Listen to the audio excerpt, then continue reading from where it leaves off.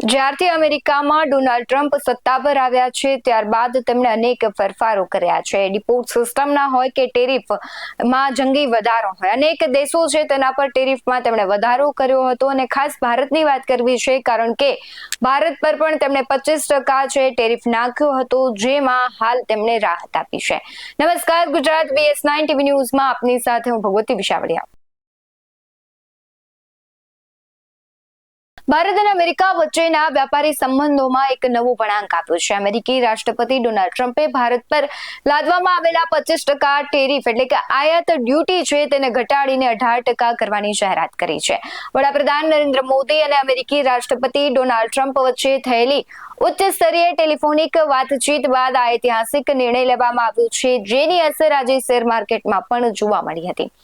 આ ઘટાડા સાથે અન્ય પાડોશી અને હરીફ દેશોની સરખામણીએ ભારત પરનો ટેરિફ હવે સૌથી ઓછો થઈ ગયો છે, જે ભારતીય નિકાસકારો માટે બૂસ્ટર ડોઝ સમાન છે. હવે સમજીએ કે આ ડીલ શું છે.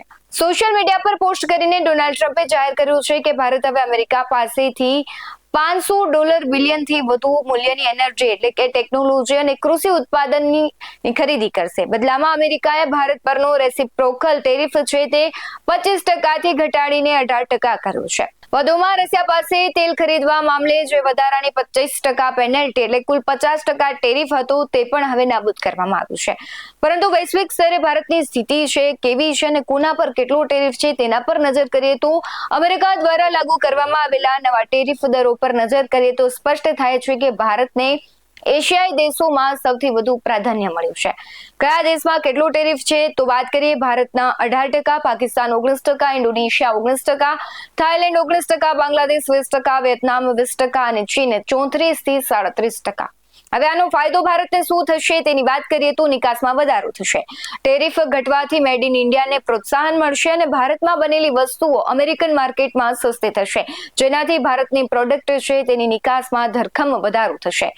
ચીન સામે મજબૂતીથી હવે ભારત લડી શકશે કારણ કે ચીન પણ 34%થી વધુ ટેરિફ હોવાથી અમેરિકન કંપનીઓ હવે ચીનને બદલે ભારત પાસેથી માલ ખરીદવા પ્રેરાશે, જેથી ભારતનું માર્કેટ છે તે મજબૂત થશે. આર્થિક વિકાસ થશે કારણ કે કાપડ, IT, એન્જિનિયરિંગ અને ફાર્મા સેક્ટરને આ નિર્ણયથી સીધો આર્થિક લાભ મળશે. બંને દેશ વચ્ચે સંબંધો પણ વધશે. આ ડીલ હેઠળ ભારત અમેરિકા પાસેથી વધુ ક્રૂડ ઓઇલ અને ટેકનોલોજીની ખરીદી કરશે, જેનાથી બંને દેશો વચ્ચે વ્યૂહાત્મક સંબંધો છે વધુ ગાઢ બનશે.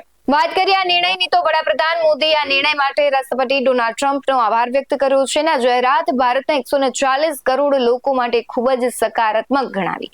વડાપ્રધાન મોદીએ એક્સ પર પોસ્ટ કરીને લખ્યું, જ્યારે દુનિયાની બે મોટી અર્થવ્યવસ્થાઓ સૌથી મોટા લોકતંત્ર સાથે મળીને કામ કરે છે ત્યારે તેનાથી બંને દેશોના લોકોને લાભ થાય છે અને પરસ્પર ફાયદાકારક સહયોગની ઘણી નવી તકો પણ ખુલે છે.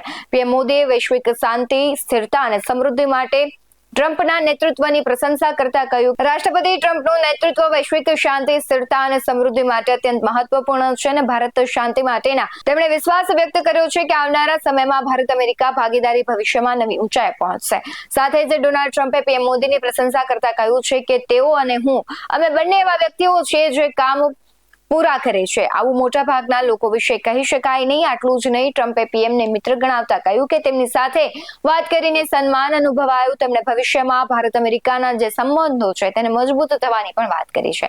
સાથે જ તેમની અસર છે આજના ભારતીય શેર માર્કેટ પર પણ જોવા મળી. ભારત અને અમેરિકાની વચ્ચે જે આ ટેરિફ અંગે જે સમજૂતી થઈ છે તેની સીધી જ અસર છે શેર માર્કેટ પર જોવા મળી હતી, તેવું આજે પણ થયું છે, આની પહેલા પણ થયું છે અને આ બંને દેશો વચ્ચે ટેરિફ સમજૂતી ફાઇનલ થતા જ શેર બજારમાં જબરદસ્ત ઉત્સાહ જોવા મળ્યો. મંગળવારે એટલે કે આજે શેર માર્કેટ ખુલતાની સાથે જ સેન્સેક્સે 3800 પોઈન્ટનો ઉછાળો માર્યો અને નિફ્ટીમાં પણ 1500નો ઉછાળો જોવા મળ્યો.